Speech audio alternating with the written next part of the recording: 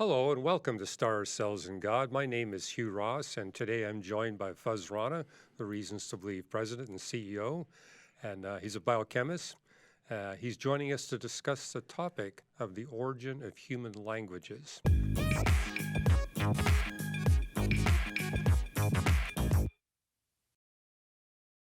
Well, Hugh, to kind of transition us into the discovery, I like to listen to sports talk radio. So That's a different language. yeah, it's a very different language, and usually on my drive into the office or on the way home, I'll listen to sports talk. And this is actually my favorite time of the year to listen to sports talk. As we're recording this, we're 2 weeks away from the 2025 NFL draft. And so everybody is having their mock drafts, and then they're redoing the mock drafts over and over again. There's all this debate as to what's going to be the draft order, and it's a lot of fun. So do you have a fantasy team, Fuz? Oh yeah, fantasy football team and baseball team and basketball team. So yeah. Wow. yeah. So I'm into the fantasy sports. But what's interesting is that when you look at sports talk, a big part of it is centered around predictions, right? Without predictions, sports talk is really not very interesting. Well, science is like sports talk because it's all about the predictions, right? Right. And so for a good scientific model, it's going to make predictions that will guide the questions and the studies that people engage in, right? Where the goal is to try to falsify the predictions or to at least confirm the predictions. And that's how you adjust your scientific model. That's right. Yeah. And I think one of the many brilliant things that you've done as a Christian apologist is to propose this idea of a creation model approach. Testable creation model approach. Yeah. Right, where, we'll go to Scripture, we derive insight as to what Scripture is teaching about God's work as creator, the sequence of creation events, from the different creation accounts, and make predictions about what scientists should discover if indeed this is valid, right. what's in Scripture. And so we have a human origins creation model that we're continuing to add to and refine and develop. But with respect to that model, we take the view that human beings were created by God, through God's direct personal involvement. We reject this idea of human evolution. We see human beings as de novo creations, that humanity began as a pair, a couple, and that everybody alive throughout human history is descendants of Adam and Eve. We also take the view that human beings are unique in that they bear God's image, and that the image of God refers to certain qualities that human beings have. And so on that basis, we would predict that human beings should be exceptional, that we should be unique in a way that aligns with how we would understand the image of God, and that when those qualities appear, that they should appear simultaneously, that when humans appear, those qualities should appear both in the fossil and the archaeological record. So those are very clear predictions that our model makes. And, one of the things that to me is really remarkable is that there's a growing number of anthropologists who are actually arguing that human beings really are unique and exceptional, right? It's a minority position, but it is a large minority that seems to be growing, at least in my assessment, and it crosses philosophical perspectives. Yes, yeah. Many of these people that hold this view would identify as, evolutionary biologists or evolutionary anthropologists, or agnostic or atheists. Yeah, but they're viewing, human origins in evolutionary terms, and they're not necessarily holding to a Christian worldview. And so they really are breaking ranks with the Darwinian paradigm, which says humans differ in degree, not kind, where they're arguing, no, there's something fundamentally different. And as they wrestle through, well, what is it that makes us unique? Everything seems to center around this capacity for symbolism, that we can represent the world with symbols, and we can manipulate those symbols and combine them and recombine them to create alternate scenarios. And that is the basis for language. It's the basis for music. It's the basis for art. And so that in and of itself satisfies the first prediction that human beings are unique and exceptional, and that what makes us unique and exceptional is our capacity for language and art and music, which we could easily see connected to the image of God, that it's a manifestation of the image of God. The next question then is, well, when does this capacity appear? And is the appearance of this capacity unique to humans? And that's a big debate taking place among anthropologists. So looking at the origin of complex language. Yes. Yeah. Yeah. Now, the problem is language doesn't preserve in the archaeological record. But what does preserve is art and even musical instruments and sometimes symbolic markings on, yeah. On the cave walls or on pottery, things like that. So symbolism and specifically art becomes, for most anthropologists, a proxy for the origin of human language.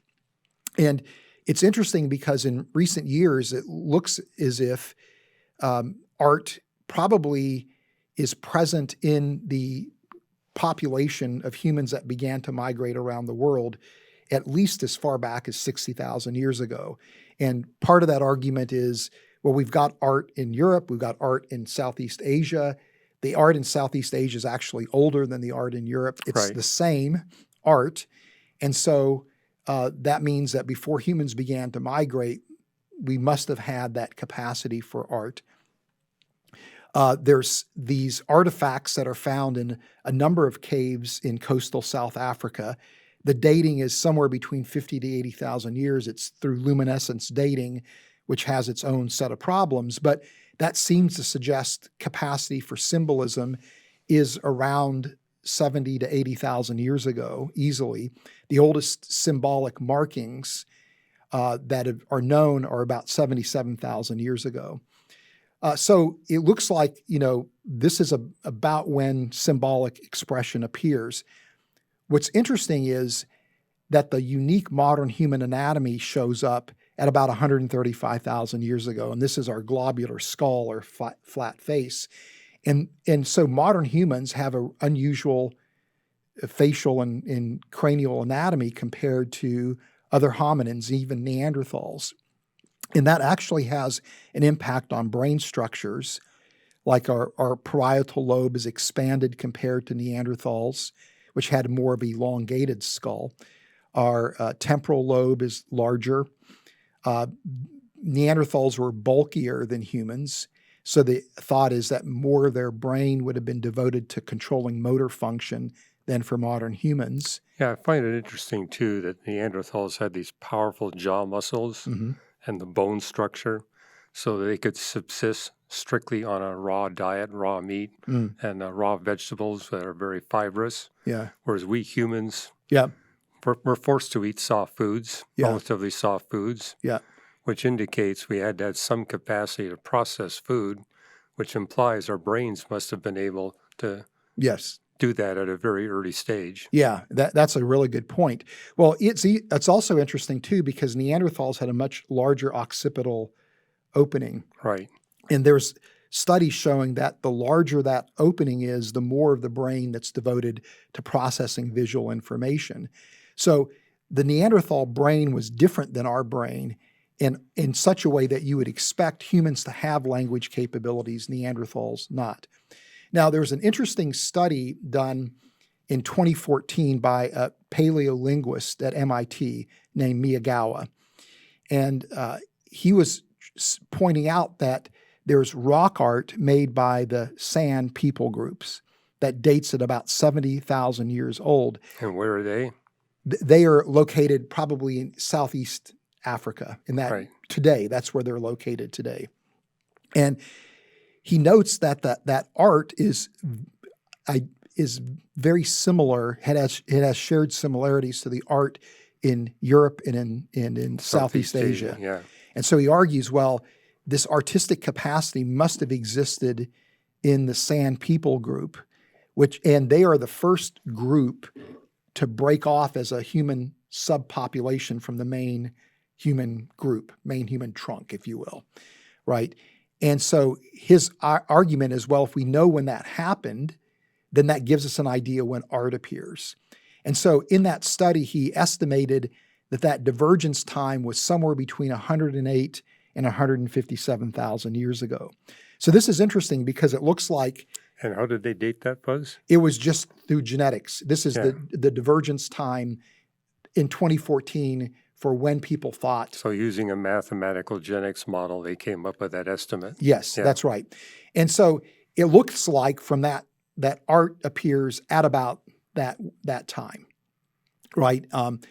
Which is very close to when the modern human anatomy appears.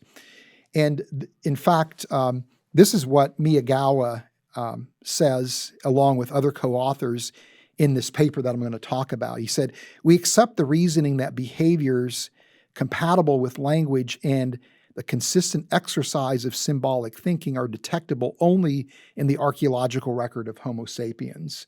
So the fact that you're putting this capacity for symbolic expression that far back, right, and that it's evident that you see this with, Homo sapiens, really raises questions as to whether the art in Europe was actually due to Neanderthal activity when you have such a consistent record everywhere else that shows behavior is only consistent with modern humans.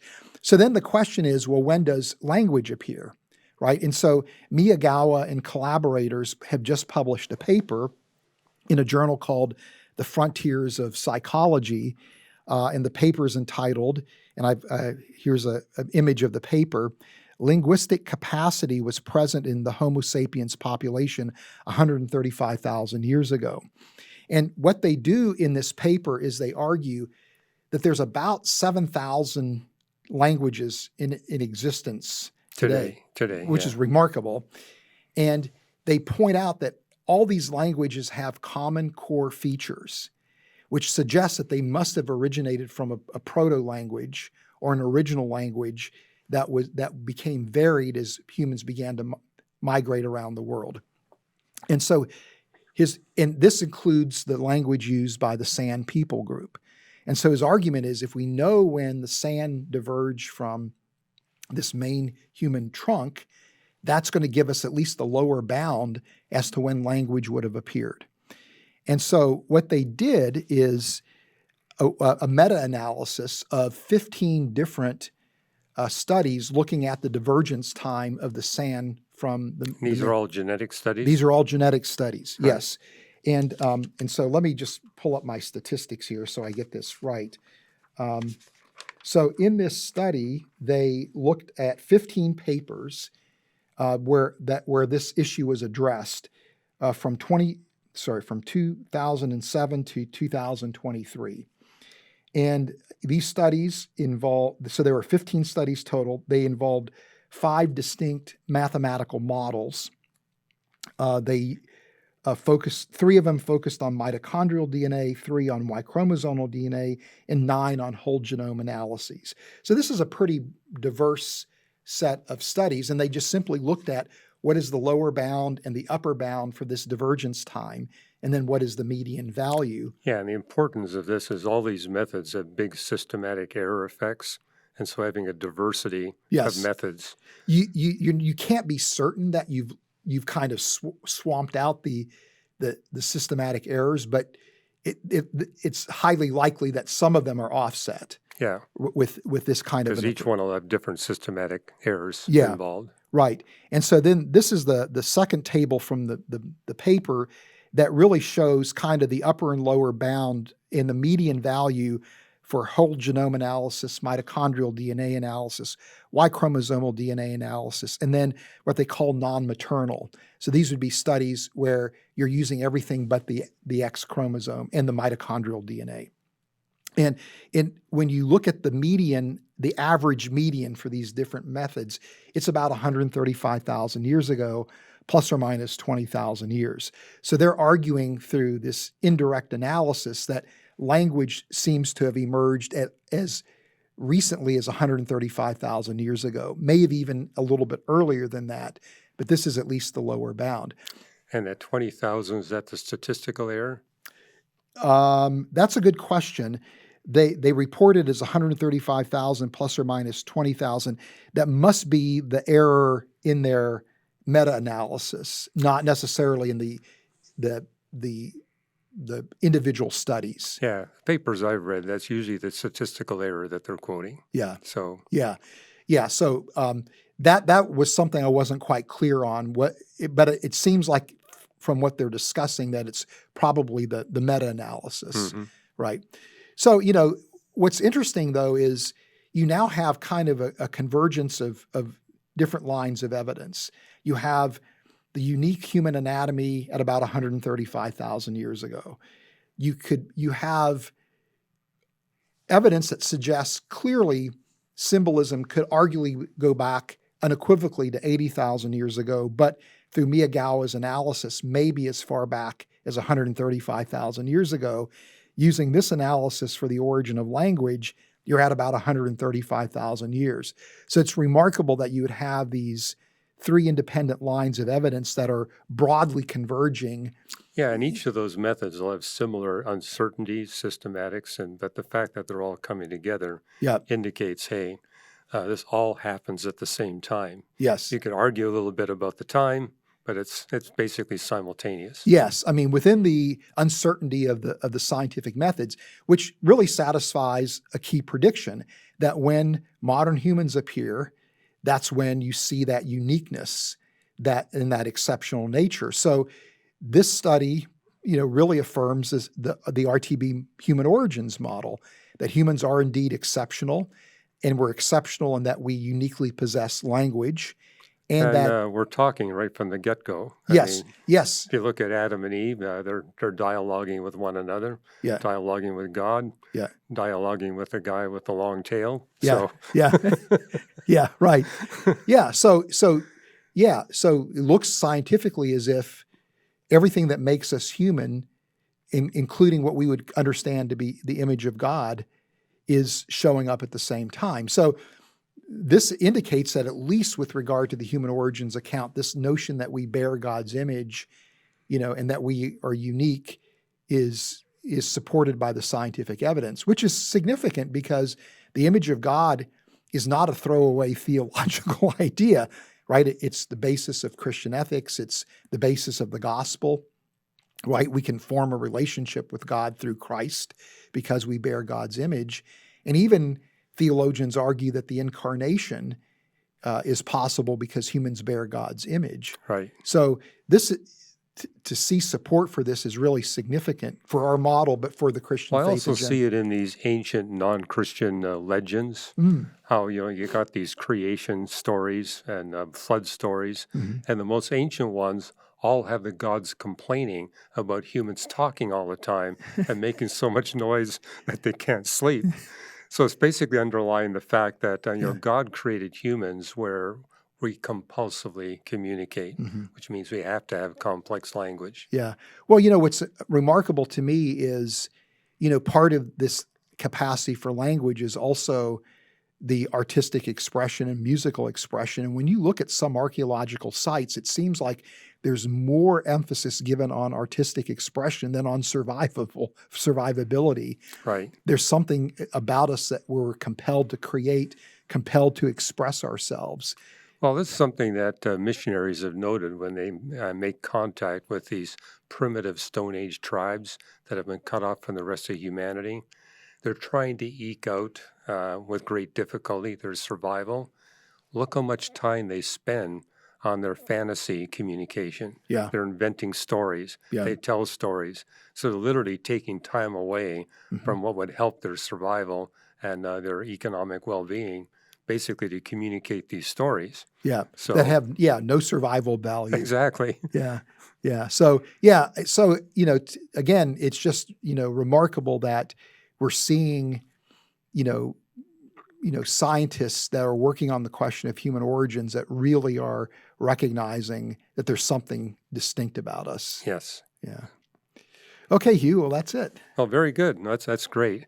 What I'm going to talk about is something that was once thought to be just pie in the sky, and that's space solar power.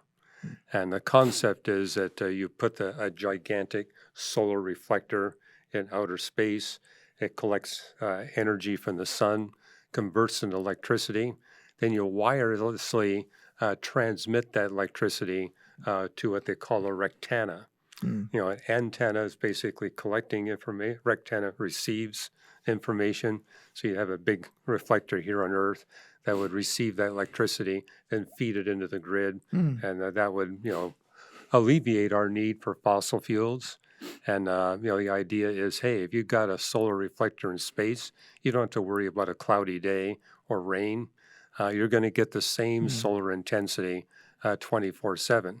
And yeah, I mean, if you put it at in an orbit where it maintains the same position relative to the Earth, it's called the geocentric orbit, about 22,000 miles away from the Earth. That means that the reflector 24/7 is focused on the sun. So instead of just getting solar energy for, say, 12 hours a day, you get it for 24 hours a day. And it's unimpeded. There's nothing getting in the way. So you get more energy, but people have been saying, hey, to put these huge reflectors in outer space, to be able to control them sufficiently, and then when you try to transmit the electricity to Earth, you're going to have a lot of losses. It's not going to be efficient. And it's going to cost way too much money. So just forget about it. And that was the state of the scientific literature up until about 5 years ago. And then people were saying, no, wait a minute, maybe there is a cost-effective way we can make this work. And maybe we can even make it a more economic solution than what we're trying to do here on the surface of the Earth. And a lot of the credit goes to the Hubble Space Telescope. I mean, the amazing thing about the Hubble Space Telescope is that the telescope was collapsible.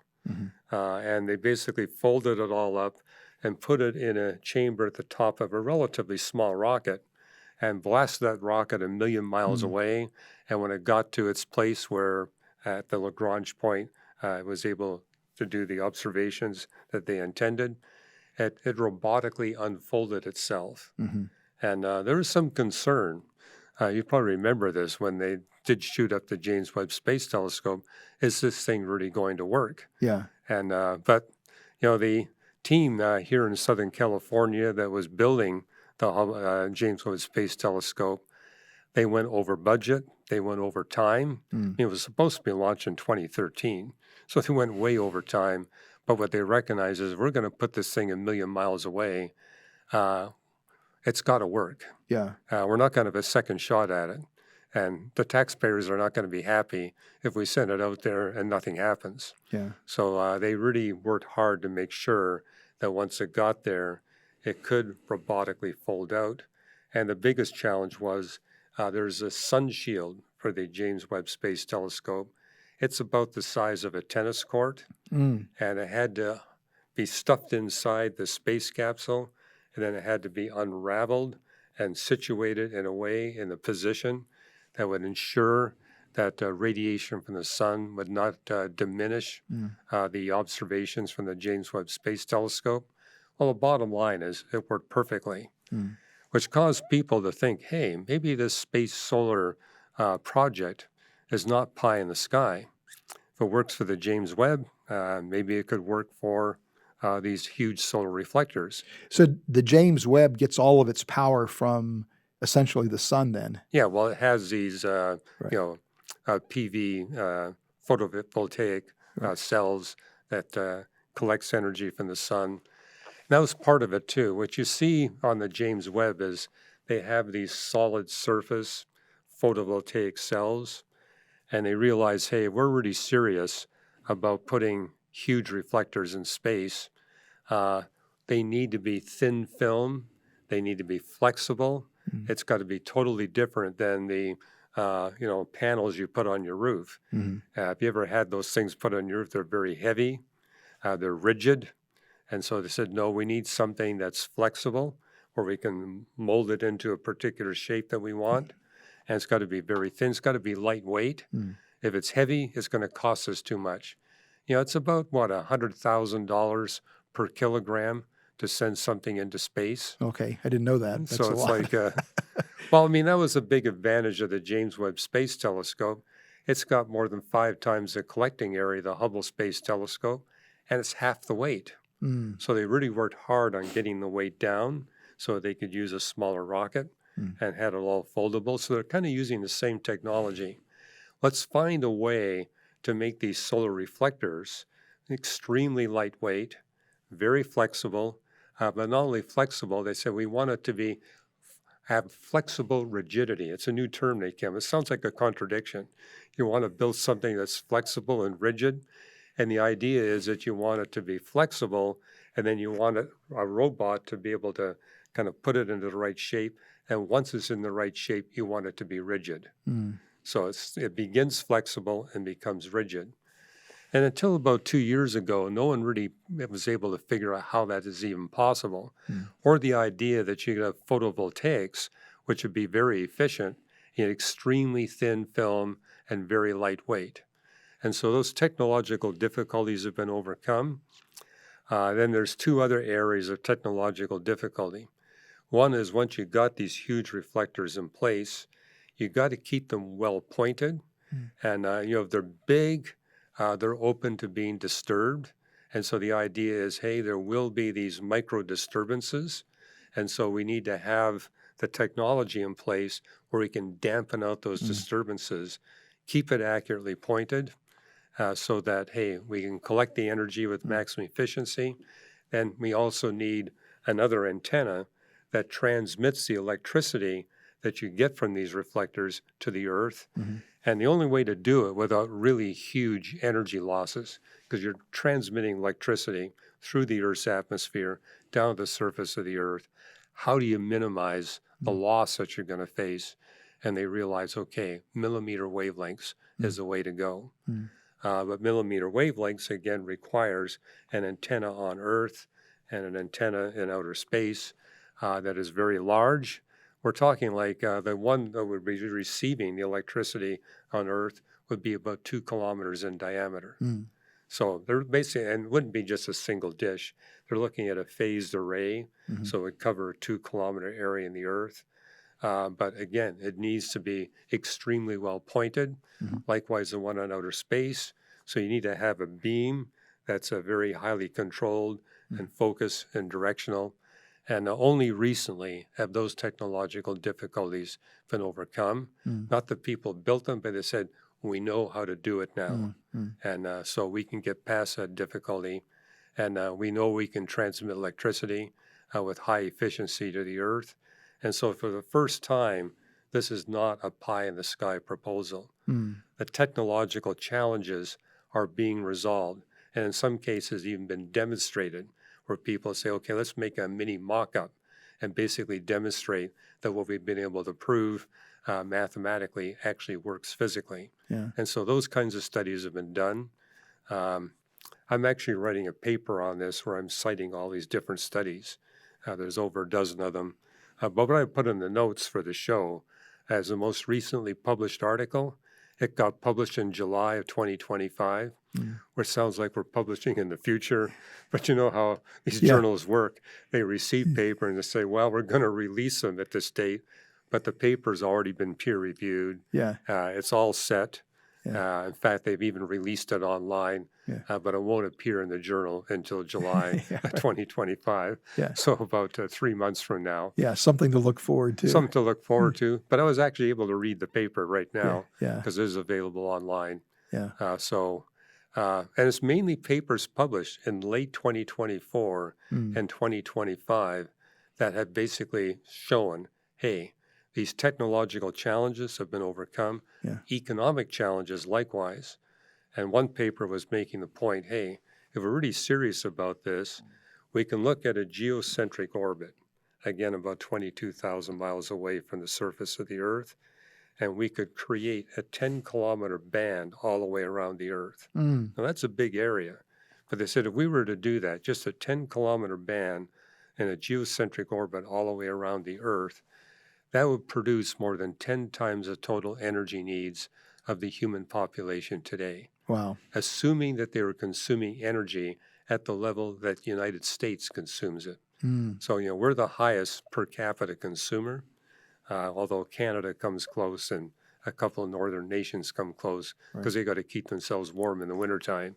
So, but the whole point is at a very high level of energy consumption, this system would supply more than 10 times the total energy needs.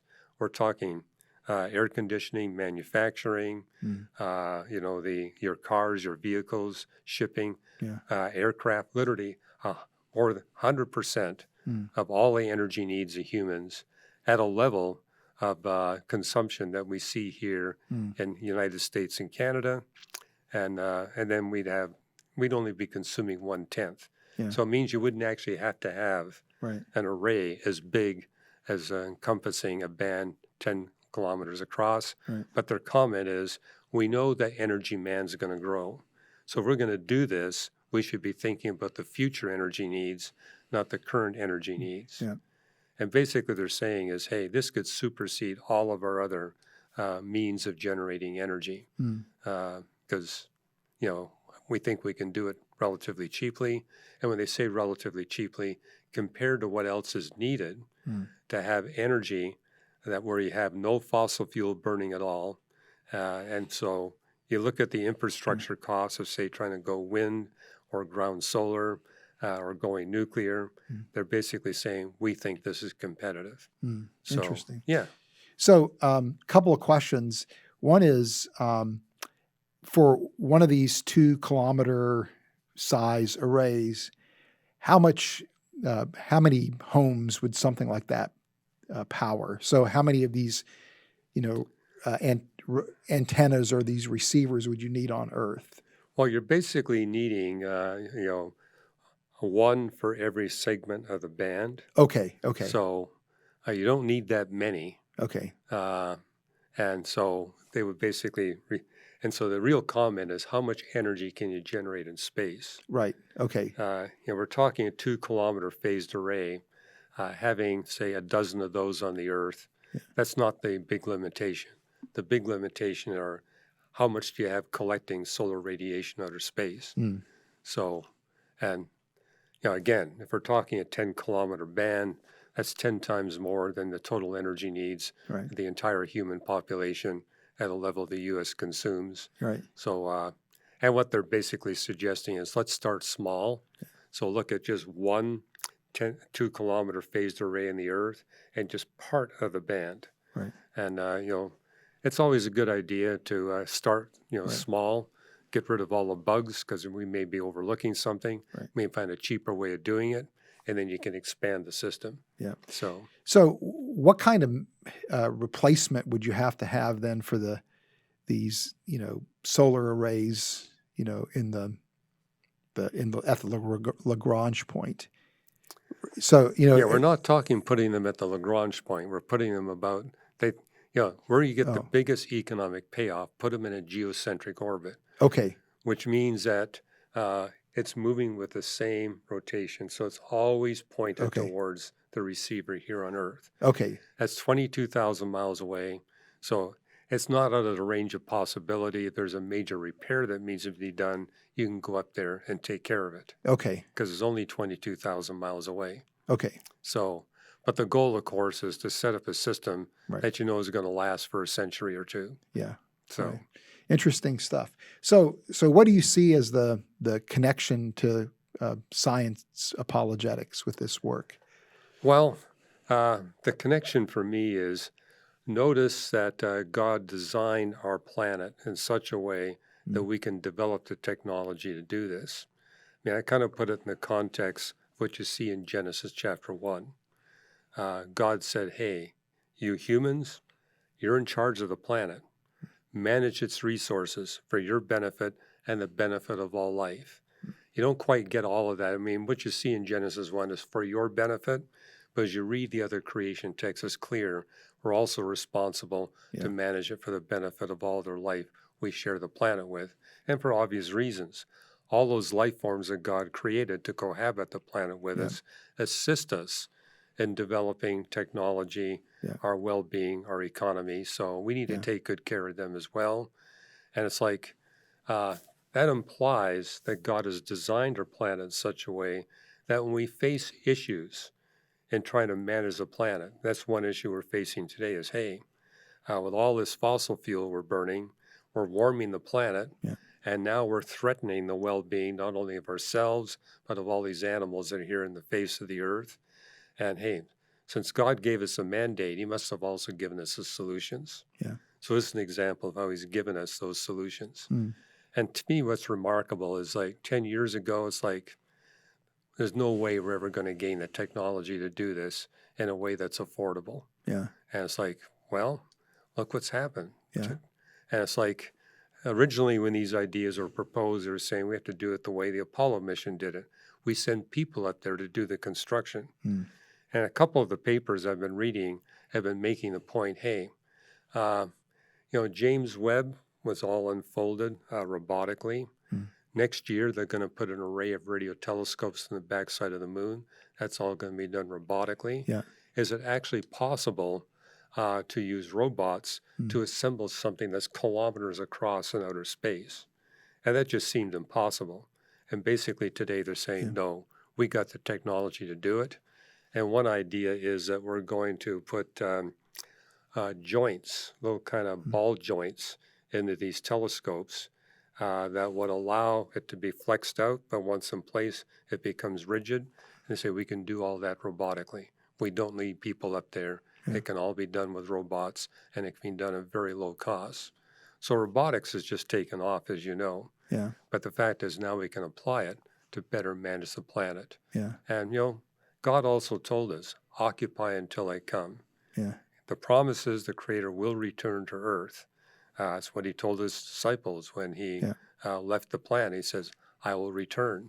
Yeah. But he says, until then, I want you to take good care of things. Yeah. And so he's given us the capacity to do that.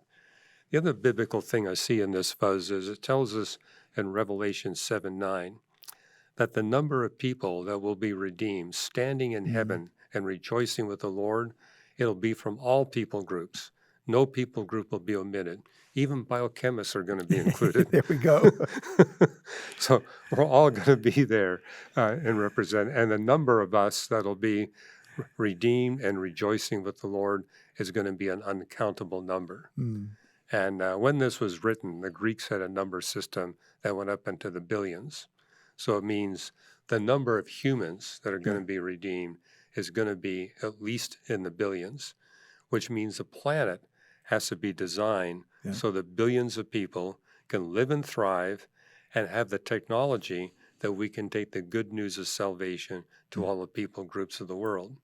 And this implies we do need, the internet. We do need vehicular travel, which means we're going to need high energy demands to support the taking the gospel to billions of people. So this study is basically saying there's not going to be an energy barrier to we Christians being able to fulfill the Great Commission. God's going to give us everything we need to make this happen. And I believe he's going to give it to us in a relatively short period of time.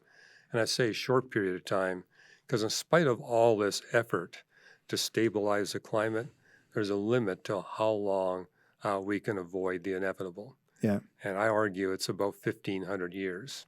So we're going to have to take the good news of salvation to all the people groups of the world. And less than that, frankly, I'd be happier if we did it in 50 years. Yeah. I'd be happier if we did it in 10 years.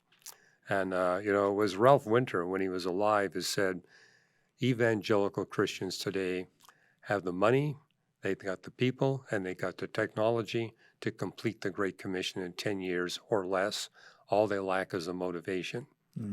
Well, having a greater energy supply that's safe for the planet means that, hey, realistically, we can finish the Great Commission much more rapidly than what it looks like today. And so I just see this as a benefit towards that. And frankly, the sooner we get to the new creation, the happier I'm going to be. And I think the happier you'll be as well. So it's like, let's make it happen. Yeah. Well, it's interesting to me, Hugh, that oftentimes I see people, particularly evangelicals, pit human flourishing with environmental care or against environmental care, right? And it's not a dichotomy. In fact, what you do to take care of the environment actually promotes human flourishing. And when you promote human flourishing, as you're pointing out, it actually enables the spread of the gospel even more rapidly and more effectively. So these are not mutually exclusive goals Well, that we that's the have. biblical message. I'm frustrated with Christians who see this dichotomy as well. It's like, hey, when you read Scripture, it's telling us win-win solutions are already put there by God. We just have to find them. Yeah, So it's not, we can have our cake and eat it too. right. That is the biblical message. Yeah. And hey, we're serious about being students of the Bible. We're going to discover this is the case. We just simply need to apply it. Yeah. Well, and something else that strikes me that's a bit unrelated to what we're just discussing here, but connects to what I presented, and that is that it's remarkable that humans are conceiving of doing something like this, right? That they're conceiving of a almost a science fiction like technology that just even a few years ago didn't seem possible, and suddenly there's some insights that suggest this is something that's doable. It's amazing how rapidly our technology grows. Well, I remember just even 10 years ago, people were mocking Dyson spheres. Yeah. It was Freeman Dyson who said, one way we can discover a really advanced civilization, have they created a mirror system around their star to collect energy? Well, we're not going to be surrounding our star. What we're doing is we're surrounding a band of the Earth. Right. So it's like, people mock Dyson spheres, and now we're actually in a position where we can actually make it happen. Yeah, interesting.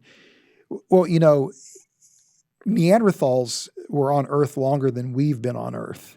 Yes. And their technology was static. And we appear on Earth and our technology was primitive at the onset. We were hunter-gatherers, which really limited the population size of humanity. And, here we are, maybe 100,000 years later, and we're looking at doing this type of developing this type of technology.